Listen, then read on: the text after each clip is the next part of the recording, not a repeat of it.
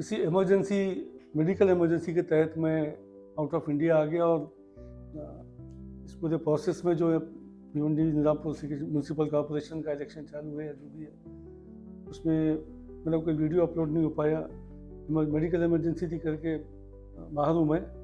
बहरहाल कई दोस्तों का फ़ोन आया कि लोगों ने टॉपिक्स भेजे, कई लोग फ़ोन करके पूछते कब आ रहे हो, आपका तो कम से कम कुछ गाइडलाइन दो कि क्या होना चाहिए, कैसा होना चाहिए क्या है। तो आज मैं फुर्सत निकाल करके, हालांकि गम का माहौल है मगर फिर भी फुर्सत निकाल करके अपने ख़ास तौर से भिवंडी के वासियों के लिए पैगाम समझ लो या एक गाइडलाइन समझ लो या इस चीज़ को आप ये समझे कि एक चार्टर है कि जिसके तहत यहाँ पे लोग कैसे हमारे चुने जाना चाहिए, कैसे लोग हमारे चुन के आना चाहिए या किस किस्म का बोर्ड होना चाहिए, ये बात है। तो जैसे इसमें टॉपिक मेरे दोस्त ने बोला कि अच्छे को चुने सच्चे को चुने अच्छे को चुने सच्चे को चुने। फिर बात ये आई कि अच्छा कौन है, अच्छा होने के पैरामीटर क्या है, अगर वो अच्छा है तो सच्चा भी है क्या, सच्चा होने का पैरामीटर क्या है, किस मेयार पर रखेंगे अच्छे को और सच्चे को। अगर अच्छा भी नहीं है सच्चा भी नहीं है तो क्या बच्चा चुने, क्योंकि सब तो व्यापारी आ गए हैं, सब बिजनेस करने के लिए कूदे हैं। मालूम पड़ रहा है नगर सेवक बनना कोई बहुत बड़ी क्या कहते हैं उसको प्रॉपर्टी मिलने का या कुछ बहुत बड़ा वो मिलने का अंदाज़ा है, जबकि लफ्ज़ ही नगर सेवक है, कॉरपोरेटर, नगर का सेवक, नगर का नौकर, नगर का सेवक, नगर का नौकर। ये नौकर बनने के वास्ते इतने पैसे खर्चे किए जा रहे हैं और ये दौड़ भाग, ये तोड़ फोड़, ये उठा पटक, इसको उसको बुरा बोलना, आपस में बुराई पैदा करना, टारगेट किसी का कुछ पता नहीं कौन क्या करने वाला है, बस खाली बस मुझे वोट दो, मैं बहुत काम का आदमी हूँ और आपका काया पलट दूंगा। और उसमें बेशर्मी की हद तक वो 15-20 साल वाले भी बोल रहे हैं जिन्होंने भिवंडी की हालत की है। तो अब मौका ये नहीं है कि मैं किसी को बुरा भला बोलूँ, मगर दिल दुखता है, कोई बात बुरी है कि माफ़ करना। ये वोट जो है आपका दान नहीं है, दिस इज़ नॉट ए दान, it is an investment for your future generation. Vote जो आप दे रहे हैं, देने जा रहे हैं, कुछ कैटेगरी मैंने बनाई कि वोट का दान जो बोलते हैं ना, भगवान के नाम पे वोट दे दो या इसके नाम अल्लाह के नाम पे दे दो वोट हमको, हम आपके भाई हैं, बंधु हैं, दोस्त हैं, साथी हैं, ये नहीं क्राइटेरिया होना चाहिए। इट्स नॉट ए दान, इट्स ए इन्वेस्टमेंट। मतलब हम कोई चीज़ इन्वेस्ट कर रहे हैं अपने, आज जो हम वोट दे रहे हैं 5 साल के लिए इन्वेस्टमेंट है कि अगले 5 साल में हमारा शहर कैसा रहेगा, उसको क्या क्या चीज़ें किस कैटेगरी की मिलेंगी, और 5 साल तक ये जो हजरात जिनको हम वोट दे रहे हैं वो काम करेंगे कि नहीं, और हमारे रिप्रेजेंटेटिव जो जाएंगे चुन करके वो इस लायक हैं कि नहीं, वो है एक्चुअली।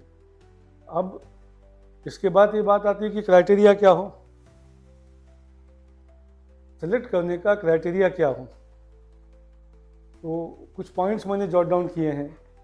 जैसे पहला क्राइटेरिया एजुकेशन हो, दूसरा क्राइटेरिया विजन हो, third criteria honesty and accessibility हो, ऑनेस्टी, और चौथा क्राइटेरिया एक्सेसिबिलिटी हो। अब आप पूछेंगे कि एजुकेशन क्या, तो जिसके पास एजुकेशन होगी तो कम से कम उसका ब्रॉड स्पेक्ट्रम खुला होगा, कम से कम देख सकेगा वो कि मैं चीज़ें जो मेरे सामने आ रही हैं उसको कैसे हल करना है, क्या उसके बारे में नतीजा निकालना है, किस तरीके से उसको एलाबोरेट करना। क्योंकि एजुकेशन से आदमी थोड़ा वाइज डिसीजन लेने के लायक हो जाता है, पढ़ा लिखा आदमी फट से समझ जाता है कि कंटेंट ऑफ द लेटर क्या है, क्या लिखा हुआ है, कैसा है। ये ज़रूरी है, इसका एक क्राइटेरिया तो होना ही चाहिए। उसके बाद विजन, उस आदमी का विजन होना चाहिए कि भिवंडी या अपने मोहल्ले जिस वार्ड से खड़ा हो रहा है, अगर वो सिर्फ कॉर्पोरेटर की हद तक बनना चाहता है तो वो, मेयर बनना चाहता है तो वो बताए कि भाई क्या करना चाहता है शहर के लिए, उसका विजन क्या है। अगले 5 सालों में अगर उनको सत्ता दी जाती है या उनको चुन के भेजा जाता है तो अपने वार्ड के लिए, अपने शहर के लिए क्या करने वाले हैं और क्या वो चाहते हैं कि होना चाहिए, जिसके वास्ते वो जुस्तजू करेंगे। मैं नहीं कहता कि वो खुद कर लेंगे, ये 90 लोगों की टीम होती है और 15 लाख की आबादी को 90 लोग रिप्रेजेंट करेंगे। आप समझ सकते हैं कि कितने हज़ार लोगों के बीच में एक आदमी खड़ा होगा।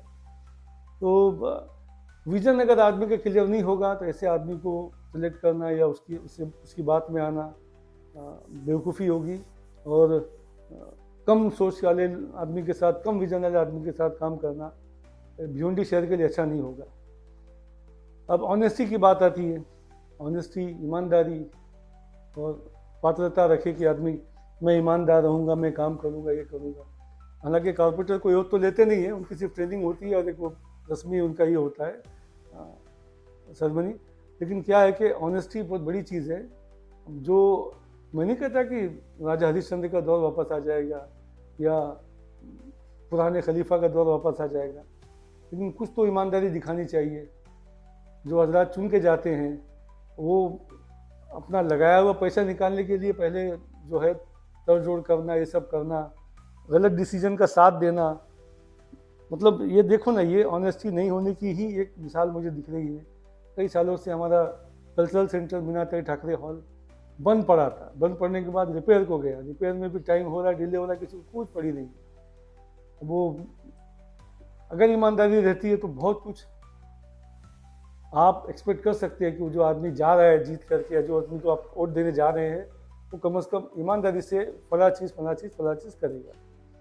तो उसके बाद एक एक्सेसिबिलिटी का पॉइंट है कि इसमें कुछ तो हमारे नगर सेवक वाकई एक्सेसिबल रहते हैं, जिनको मतलब फ़ोन कॉल पे पब्लिक के छोटे मोटे काम रहते हैं उसमें आ जाते हैं, और कुछ लोग अपने एजेंट छोड़ के रखते हैं और अपना बड़ा धंधा देखते हैं। तो आपके पास एक्सेसिबल कौन है, प्लस क्या उसका क्राइटेरिया है, काम कराने का तरीका कैसा है, वो सब चीज़ें आपको देखनी है। और बिफोर दैट आपको ये देखना है कि उसका बैकग्राउंड क्या है, वो आदमी पहले क्या था और अब क्या है, या कैसे क्या, मतलब उसका ट्रैक रिकॉर्ड कैसा है, गुंडा बदमाश तो नहीं है, चोर उचक्का तो नहीं है, गलत धंधे वाला तो नहीं है, हाँ, और क्या कहते हैं उसको, झूठा तो मैं नहीं बोल सकता कि नहीं होगा, लेकिन ठीक है, झूठा तो नहीं है। ये सब क्राइटेरिया होते हैं चेक करने के। उसके बाद ये जितने हमारे हजरात खड़े हैं यहाँ से लेकर के पूरे 90 में, जो बिना कंटेस्ट किए भी जीत गए, उनसे भी मतलब उनका भी एक ही नारा है, डेवलपमेंट। डेवलपमेंट क्या भाई, किस चीज़ का डेवलपमेंट, क्या करेंगे डेवलपमेंट? सेल्फ डेवलपमेंट करेंगे, सिविलियंस का डेवलपमेंट करेंगे, शहर का डेवलपमेंट करेंगे, इंफ्रास्ट्रक्चर का डेवलपमेंट करेंगे, क्या करेंगे? एक उसका ब्लूप्रिंट तो होना चाहिए कम से कम, कहीं तो 4 शब्द लिखे हों कि भाई हम इस डेवलपमेंट पर ध्यान देंगे। जो डेवलपमेंट का पॉइंट है, मतलब उस बहुत डीप पॉइंट है, बहुत लंबा पॉइंट है, बहुत देर तक उसमें बात की जा सकती है, और हासिल वही है कि आपका नेता अगर ईमानदार होगा, जो चीज़ को चुन के भेज रहे हैं, विजन वाला होगा, ऑनेस्टी होगा, ईमानदारी होगी, और पढ़ा लिखा होगा, तो कुछ हद तक जो पुराने कामकाज रुके हैं करे हैं, या जो भी नए कामकाज कुछ होना है, तो अच्छे ढंग से हो सकता है। और ये डेवलपमेंट जो अपना भिवंडी जो है, भिवंडी शहर MMRDA की एक बहुत ही मेजर स्टेक होल्डर है MMRDA के अंदर में भिवंडी का बहुत बड़ा अमल दखल है, और भिवंडी शहर जो है टॉप 10 महाराष्ट्र के GST देने वाले शहरों में आता है, टॉप 10।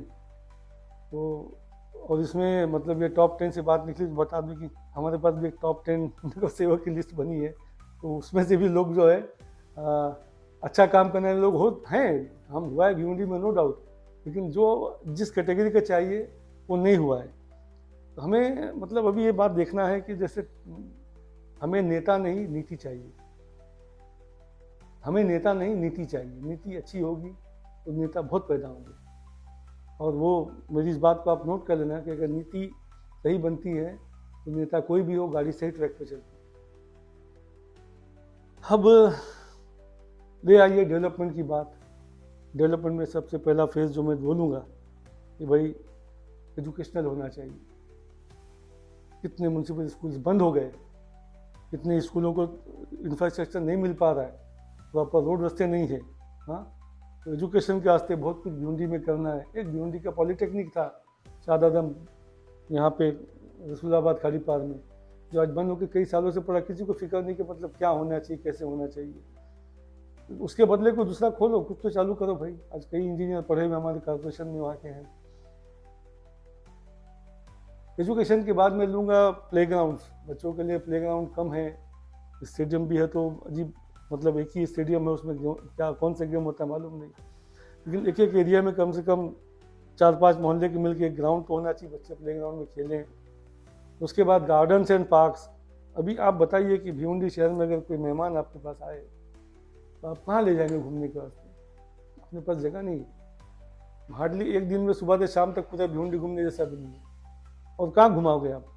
ट्रैफिक के बीच में, गंदगी के बीच में, शोर शराबे के बीच में, खराब हवा के बीच में कहाँ घुमाओगे आप? तो प्ले ग्राउंड एंड पार्क्स ज़रूरी है। उसके बाद में पब्लिक ट्रांसपोर्टेशन कैसा है हमारा? हम देखते हैं ऑटो रिक्शा के अलावा कोई चीज़ अपने पास पब्लिक ट्रांसपोर्टेशन में अवेलेबल नहीं है। उसमें मेट्रो रेल आना चाहिए, रेलवे की कनेक्टिविटी बढ़ना चाहिए। अभी तो कुछ चालू हो गया है और मेट्रो रेल आकर के धामनगंज नाके पर रुका है। अब उसमें हमारे लोगों का अपोजिशन है कि अंदर से जाए कि ऊपर से जाए कहीं। अरे भाई आए, मेट्रो रेल जहाँ जहाँ गई है वहाँ डेवलपमेंट अच्छे से हुआ है और चीज़ें उभर के आई है। नो डाउट कोई भी काम नया करने जाते हैं तो थोड़ा बहुत तलाशना खराशना पड़ता है, और वो अभी भिवंडी शहर इस रिसेशन या इस ट्रांजिशन पीरियड से गुजर रहा है। तो मेट्रो रेल आना चाहिए। उसके बाद सिटी की बसेस चालू हुई, कम से कम रास्ते इतने चौड़े तो हों कि उसमें छोटी माइनर बस चल जाए, मिनी बस जो बोलते हैं वो तो चल जाए। मैंने सुना है कि गाड़ियाँ आकर के रुकी हुई हैं, बट प्रॉपर इंफ्रास्ट्रक्चर नहीं करके हम लोग रन नहीं कर पा रहे। के बाद मैं पार्ट नंबर पर लूँगा हाइजीन एंड सैनिटेशन। जो पढ़े लिखे बच्चे हैं मेरी बात को अच्छे से सुने, हाइजीन एंड सैनिटेशन क्या होगा। आप देखिए, मैं पूरा शारजा पूरा यही घुमा हूँ, मच्छर देखने पर नहीं मिला मुझे, तो मच्छर नहीं है। और हमारे यहाँ तो खिड़की खुली तो मच्छर आया। तो ये गंदगी की वजह से मच्छर की पैदावार है, गंदगी पर रोक टोक नहीं है। और हमारे अपने लोगों की भी उसमें मिस्टेक, हम लोग भी कचरा जहाँ वहाँ डाल देते हैं। एक प्रॉपर उसका प्लान बना करके कॉर्पोरेशन में आना चाहिए। उसमें जो हमारे चुने हुए लोग हैं उनकी जिम्मेदारी है कि वो इस चीज़ को यकीनी बनाए कि एक मोहल्ला साफ हो। क्यों नहीं आप लोग वो सफाई वाले मोहल्ले के नाम का ऐलान करते? क्यों नहीं अच्छे नगर सेवक का ऐलान किया जाता है कि अच्छे नगर सेवक का ऐलान पब्लिक देगी, इनाम देगी, पब्लिक देगी इनाम। उसके बाद में नंबर आता है 6, प्रॉपर रोड्स एंड फुटपाथ। आप मुझे बताइए भिवंडी में आप किस जगह पर फुटपाथ पे चल पाते हैं? भिवंडी शहर में फुटपाथ है तो वो लोग रोड पर चलने पे मजबूर हैं क्योंकि इसकी रोशनी है। भिवंडी शहर में रोड है मगर फुटपाथ नहीं, क्योंकि रोड चौड़ा नहीं है। यानी भिवंडी शहर को हम लोगों ने क्या बना के रखा है हमारे। मैं किसी को बुरा नहीं बोल रहा हूँ, मगर याद रखिए जब कभी तारीख हिसाब लेगी तो वो 25-25 साल पुराने वाले लोग भी याद आएंगे जो 20-20, 25-25 साल से कुर्सी पर बैठे हैं। अब बेशर्मी की तरह कहते हैं हमने डेवलप किया भिवंडी। ये हालत हो गई शहर की, मुझे माफ़ करना, लेकिन ये हालत हो गई शहर की। आज हम लोग किसी को बोल सकते नहीं कि आप भिवंडी घूम के जाओ।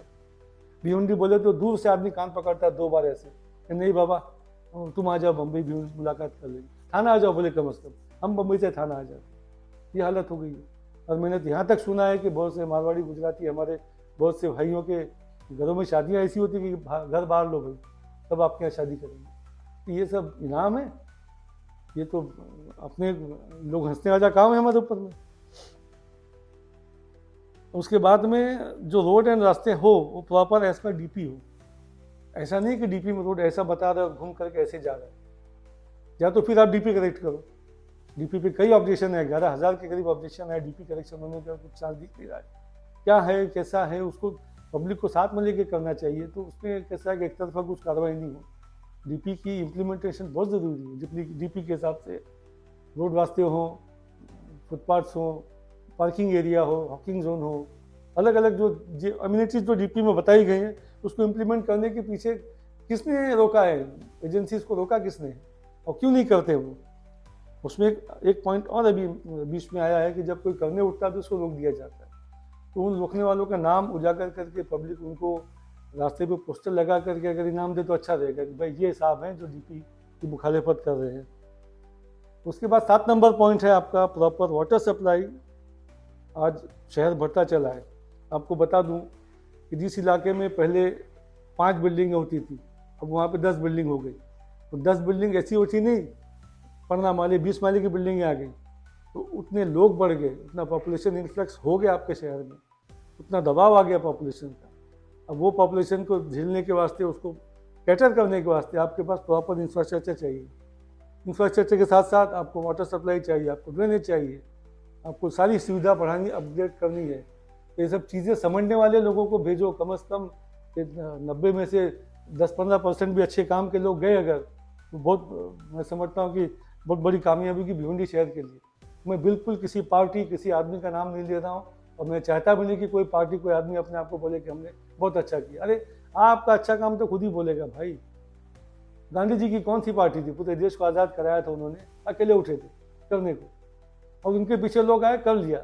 उसके बाद पार्टियां बनती गई, हुकूमत बनती गई। लेकिन आज भी गांधी जो है, महात्मा गांधी कहते हैं हम लोग, उन्होंने ऐसा इतना बड़ा काम किया है कि देश के लोग उनको किसी एंगल से भुला नहीं सकते।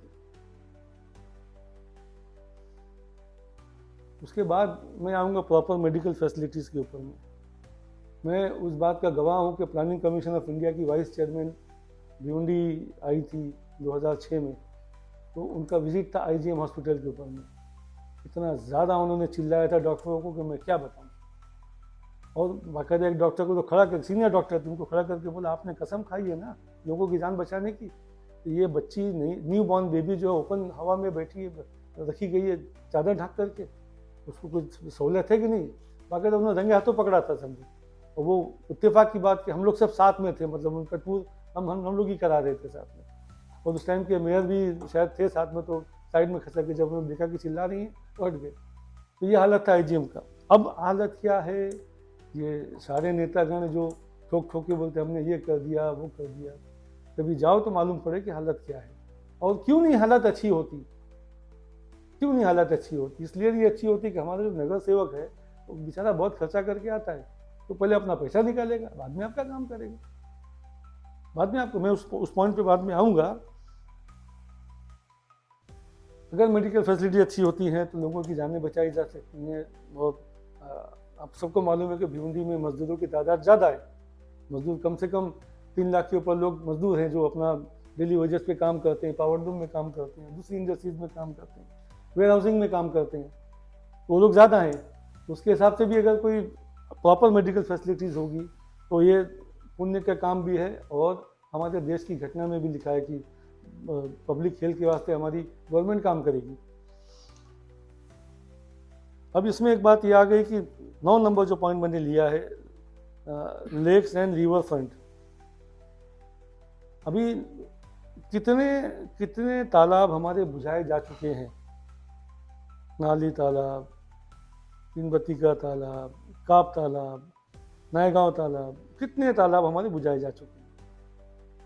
उसका ड्रॉबैक क्या है मैं बताता हूँ। इन्वायरमेंटल चेंजेस हो रहे हैं, ठीक है, अब जो बुझाए जा चुके बुझाए जा, एक भी नया तालाब बना क्या? परशुराम टावर स्टेडियम जिस पे खड़ा है बहुत बड़ा धोबी तालाब, एक भी बड़ा नया लेक बना क्या? एक भी नई कोई चीज़ बनी क्या? पानी के तालाब को बंद करके हम लोग फिर मतलब वहाँ इंफ्रास्ट्रक्चर खड़ा कर दिया, तो वो जो एक्यूमुलेशन ऑफ वाटर था, जो वाटर टेबल को मिलता था, वो तालाब का पानी आखिर ज़मीन में किधर जा रहा है? हमारे पास स्टोरेज कम है, वाटर सप्लाई की स्कीम हम लोग नहीं ला रहे हैं, पानी कहाँ जा रहा है? अगर हमारे पास प्रॉपर तालाब होगा या कुछ नया लेक बनाया जाएगा। और सबसे बड़ी बात जो मैं बताना चाहूँगा आपको कि जापानीज़ टेक्नोलॉजी का मियावाकी गार्डन बनता है। जापानीज़ टेक्नोलॉजी का मियावाकी गार्डन बनता है, तो उसकी बाकायदा कंपनी आ चुकी है और कामादी रिवर का हमने विजिट भी करा चुके हैं। लेकिन वहाँ पे क्या है कि लोग हैंडओवर करने को तैयार नहीं ज़मीन।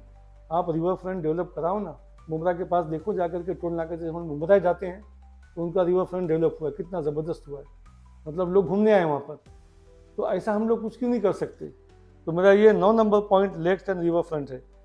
उसके बाद 10 नंबर पॉइंट जो है थोड़ा सा चुपता हुआ है, proper supervision of development work and review at least once in 3 month. जो भी काम हमारा नगर सेवक जो चुन के आने वाले हैं, अगर वो करते हैं तो वो काम उसने किस लेवल तक किया है, कहाँ तक पहुँचा है, उसकी क्वालिटी कैसी है और क्या स्टेटस है, एटलीस्ट 3 महीने में एक बार उसने जो है उसको रिव्यू करना चाहिए।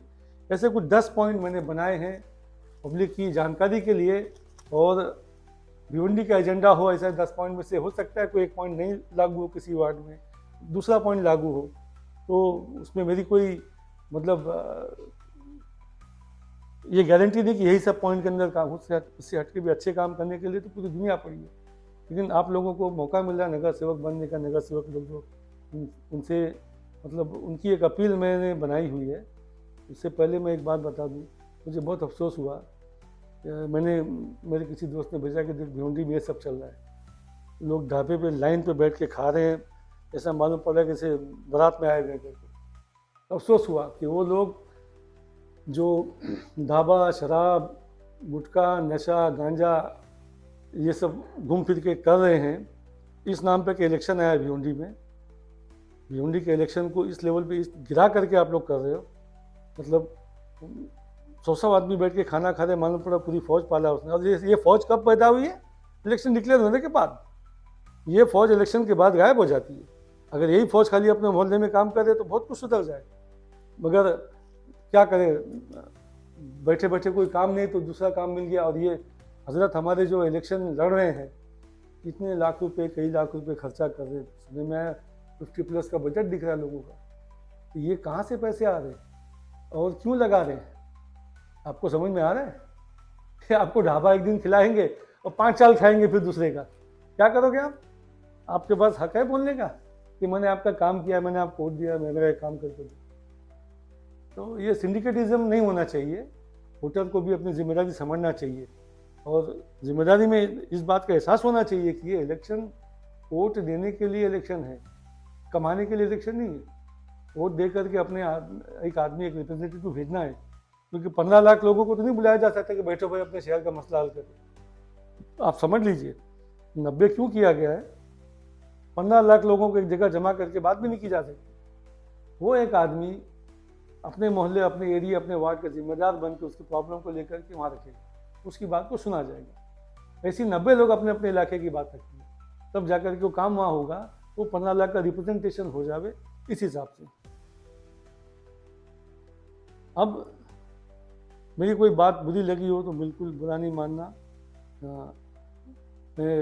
जो लोग कंटेस्ट कर रहे हैं, इलेक्शन में खड़े हो रहे हैं, जो पुराने हैं उनसे भी, जो नए हैं उनसे भी, आपकी जिम्मेदारी क्या है?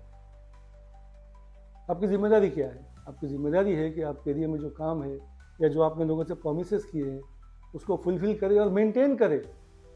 जैसे गार्डन है उसको अच्छे ढंग से मेंटेन करें, जैसे लेक है, लेक के पास में वराल देवी का लेक इतना बेहतरीन लेक है, उसको अच्छा ब्यूटीफाई कर सकते हैं, पैसा ला करके, गवर्नमेंट से पैसा शायद फंड आया भी है, उसको ब्यूटीफाई करके इंक्रोचमेंट से पार्क करके अच्छे से बना सकते हैं। और भी बहुत सी जगह हम लोगों के पास है, तो डेवलप करें और डेवलप करके म्यूनसिपल कॉरपोरेशन के काम पर नज़र भी रखें। जो डे टू डे एक्टिविटीज़ होती है ना, सैनिटरी स्टाफ है या और कोई स्टाफ है, प्रॉक्सी लगा करके भाग जाता है, ये भी कंप्लेन है। सुबह में आप जाओ तो हाजिर रहता है, दोपहर में गायब है, ये कंप्लेन है। तो उस पर नज़र रखने के काम भी हमारे नगर सेवक या उनकी टीम करे। आज जो लोग बैठ के साथ में खाना खा रहे हैं ना, तो साथ में रहे, वो हर काम उसका साथ दे बाद में। और ये भी देखें कि स्टाफ के लोग अपना पूरा वक्त और टैलेंट लगाएं। काबिलियत है, इस्तेमाल नहीं करते, मौजूद हैं, पूरा टाइम नहीं देते। ये कॉमन कंप्लेन आ रही है और ये एक दिन की नहीं है, कई सालों का निचोड़ निकाल के आपको बता रहा हूँ। तो नगर सेवक ने ये भी ध्यान देना चाहिए कि हमारा काम हो रहा है, मगर उसका पेस कितना है, स्पीड कैसी है, फटाफट हो रहा है कि नहीं हो रहा है। तो काम कराने की क्षमता वाले आदमी को चुन के देना ज़रूरी है। नगर सेवक साहब, जो भी आप लोग जिनने जीत के जाने वाले हो या जीत के आ चुके हो या अभी बॉडी में रहने वाले हो, तो आप लोगों ने लोगों का विश्वास जीता है, आप लोगों को विश्वास हासिल करके यहाँ तक पहुँचे हो। तो मेरी गुजारिश है कि आप विश्वासघात नहीं करना। आप अपना धंधा कमाओ, वही वो जो आपने चुना है, नगर सेवक बनने के बाद क्या क्या करना है, किस पोस्ट पे जाना है, कैसे कमाना, करो करो, उसमें कोई प्रॉब्लम नहीं है। उसमें मैं हमेशा बोलता हूँ कि I can not eradicate the corruption, can not be eradicated. Corruption खत्म नहीं हो सकता, बट कम हो सकता है। तो थोड़ा इस लिमिट में करो, कराओ, जो भी करना होगा। मैं इजाज़त भी नहीं दे रहा हूँ, मेरी बात को गलत सेंस में मत लेना। मैं खाली ये बोल रहा हूँ कि आपको जो अपना प्राइवेट काम करना है करो, लेकिन अपने वार्ड को कम से कम एक मिसाली वार्ड तो बनाओ। अपने शहर को एक मिसाली शहर बनाओ कि लोग आए तो बोले यहाँ पर भाई पढ़े लिखे लोग, बाशऊर, होशियार, मेहनत कश, फिक्रमंद, साफ सफाई पर ध्यान रखने वाले अच्छे लोग रहते हैं। Without caste and creed and religion में बात कर रहा हूँ कि भिवंडी शहर का नाम ऐसा होना चाहिए कि भाई हम लिखते हैं ना, हरित भिवंडी और विकसित भिवंडी, तो कैसे होएगी? कौन बनाएगा? ये अपने रिप्रेजेंटेटिव जाके वहाँ बनाएंगे, और गवर्नमेंट के आंख में आंख डाल के बात करने वाले लोग चाहिए, ऐसे लोग चाहिए जो वहाँ जाकर के काम करा सके करके। तो नगर सेवक साहब जो आप सुन के जाने वाले हो, आपको एक बात और याद दिला दूँ कि अगर विश्वासघात करोगे तो ऊपर वाला सब कुछ देख रहा है। ऊपर वाला जब हिसाब लेने पे आता है तो दुनिया देखती है कि इसके ऊपर वाले की मार पड़ी है। दुनिया देखती है कि उसके ऊपर वाले की मार पड़ी है, क्योंकि इसने विश्वासघात किया है, इसने हराम की कमाई कमाई है, इसने गलत काम किया है, लोगों को धोखा दिया है, अपने देश का नुकसान किया है, अपने शहर का नुकसान किया है, तो उसका बराबर ऊपर वाला हिसाब लेता है। और नहीं कभी बात समझ में आए तो ज़रा शमशान घाट जाके देख लो, अच्छे अच्छे को आप लोगों ने जलाया होगा। ज़रा कब्रस्तान जाके देख लो, अच्छे अच्छे को आपने दफनाया होगा। कहाँ गए वो? कभी उनके हाथ से लिखी हुई चीज़ तकदीर हुआ करती थी, ज़मीन के अंदर चले गए या हवा में उड़ गए जल करके। कहाँ गए वो? आज उनका अगर काम अच्छा होगा तो लोग याद रखते, अदरवाइज भुला दिए जाओगे। किसी हैसियत, किसी कीमत के आप हो नहीं। अगर नगर सेवक बन गए तो कुछ बहुत बड़ा बन भी नहीं जाओगे। उसको ध्यान में रखते हुए काम करो कि ये पब्लिक की एक नौकरी आप पकड़ रहे हो, ये पब्लिक की नौकरी आप पकड़ रहे हो। उसके बाद रिश्वत दे के, हफ्ता खिला के, पैसा खिला के, ये सब तो आप जो जितने ज़्यादा ठीक है, आपको मुबारक, लेकिन शहर के वास्ते मेरा दिल दुख रहा है। शहर के वास्ते हम लोग अफसोस जो करते हैं शहर के वास्ते करते हैं। और याद रखो, ऊपर वाला जब हिसाब लेगा, ज़रूर लेगा हिसाब जब लेगा तो जवाब देने के लिए आप तैयार रहना, क्योंकि हर आदमी के आजू बाजू में हैं। ये उनका काम है, वो अहले सियासत जाने। मेरा प्याम मोहब्बत है जहाँ तक पहुँचे। और जो ढाबा खाने वाली बात के ऊपर से मैंने एक बहुत ही मशहूर शायर है, उनकी इस बात पे अपनी बात ख़त्म करूँगा। मुनव्वर राना साहब जो भी दुनिया में नहीं रहे, मगर उनके कुछ गज़लें मुझे अच्छे से याद है, अच्छे से नज़में गज़लें याद हैं। उनके 3 शेर में बोल के अपनी बात ख़त्म करूँगा। हक़ की खातिर ना सदाकत के लिए लड़ते हैं, हक़ की खातिर ना सदाकत के लिए लड़ते हैं, लोग अब माल गनीमत के लिए लड़ते हैं, लोग अब माल गनीमत के लिए लड़ते हैं। गनीमत मतलब लूटे हुए और बचाए हुए माल के पास। हक़ की खातिर ना सदाकत के लिए लड़ते हैं, लोग अब माल गनीमत के लिए लड़ते हैं। जिसकी दीवारें गिराने पर तुले हैं सारे, जिसकी दीवारें गिराने पर तुले हैं सारे, कैसे तंगदिल हैं उसी छत के लिए लड़ते हैं, कैसे तंगदिल है उसी छत के लिए लड़ते हैं। और बेचते रहते हैं रोज़ अपनी अना अपना ज़मीर।